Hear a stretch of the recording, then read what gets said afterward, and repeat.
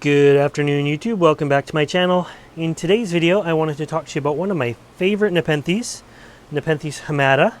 And I'm growing quite a few different clones of this guy, all of which do quite well. This is the Borneo Exotics clone we're looking at here. This one is BE3715, one of my newer plants. And I really like them. I'm fascinated with these guys. This is an AW plant. I don't know the clone. This one is a Catopasa. Very rounded, this one. I'm not sure about it. Where it's going to take some more time before I'm comfortable with calling it pure, but is what it is. This one is another BE HAMATA. These are all sort of my smaller plants here. You know, like there's the seed growing one there, and a couple more Catopasas up there. They're just growing under the lights. That's a light there, the white thing for the winter. When I go like that, that's the light.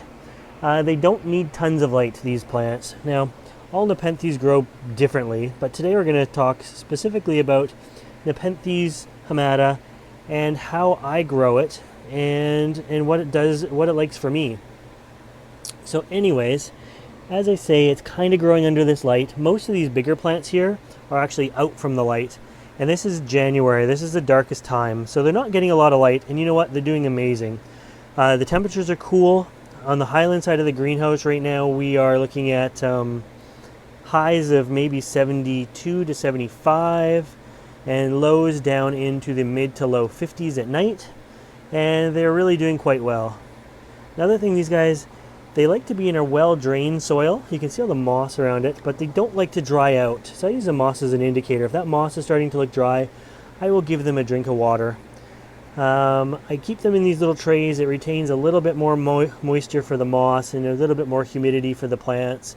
The trays themselves have holes in the bottom, so the water does drain out, but it just keeps them a little bit moister for a little bit longer. And I do two sorts of waterings on most of my Nepenthes.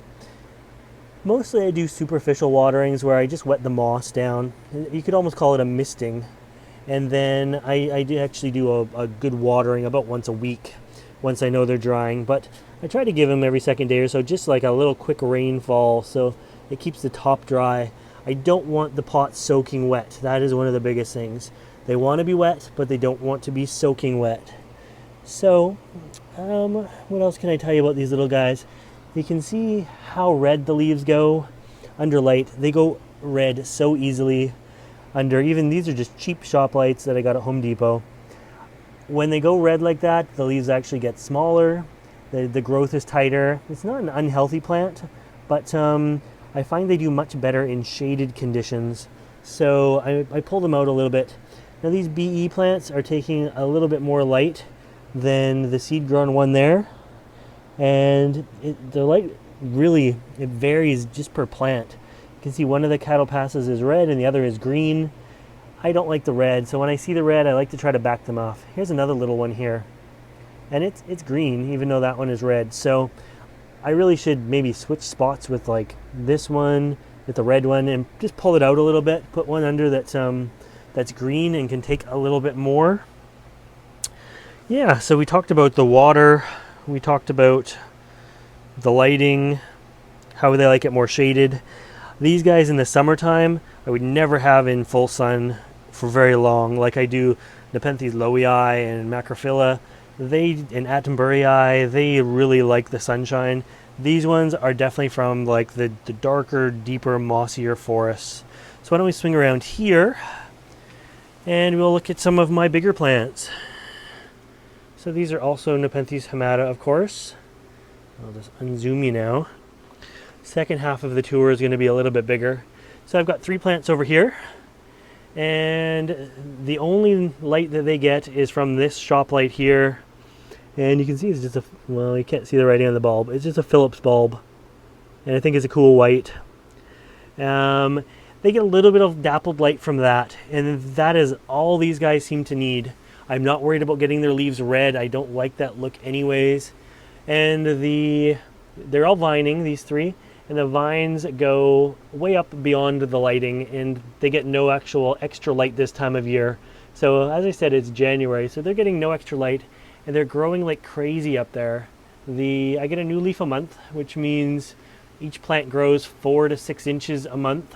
This is way above my head, so you're going to have to excuse my sort of stumbled reach here. I point to this leaf here, and then we follow it up. You can see a zap strap that's keeping it on the little piece of bamboo, and then the next leaf is up there. That's about a 6-inch span, and so that's how fast they're growing right now. It's just amazing how much they've taken off. And let's look at some of the lower pictures. So I'm keeping them on this moss here, and they seem to be liking it. They grow kind of like sideways and crooked and stuff like that. So this one tried to open. You can tell it's kind of bent because it's been laying sideways. Some of the older pictures there. This one is a nice new one. You can see it's still green, and it's pushed into the leaf here behind me. I'm touching it with my other finger, and so the picture is kind of a misshapen picture as well. But this side looks amazing. Too bad the light's kind of there reflecting back. You're not getting as nice of a view as it actually is. The new teeth on them are kind of a red color on these ones. I don't have any upper pictures yet, but I will soon, I hope. I really, really hope.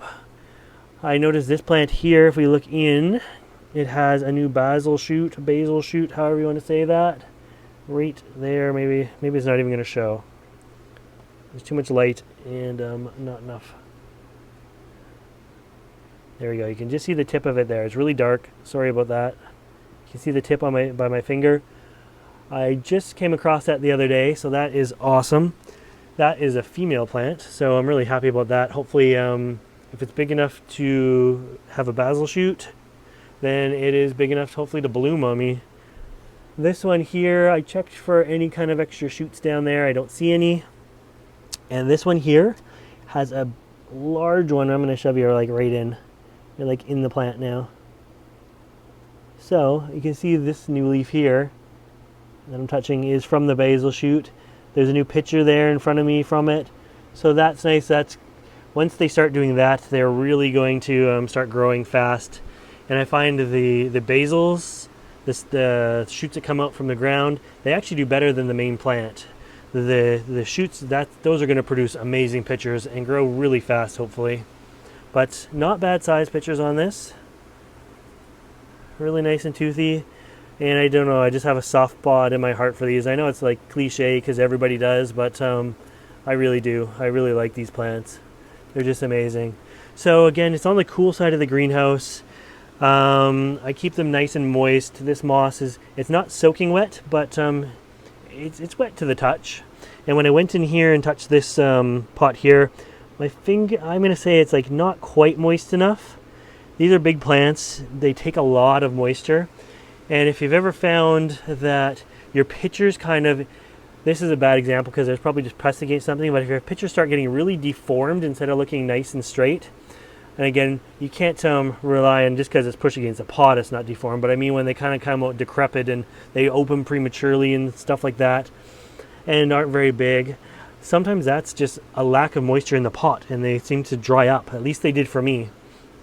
A few years back when these were smaller, they were in little hanging baskets, and even in the wintertime I would accidentally forget about them and they would get quite dry and the pitchers would kind of wrinkle and deform and not be happy. So I've learned my lesson that these guys definitely don't like to get, and when I say dry out, it's still moist to the touch, but they're just not as wet. So I like to keep these guys quite moist.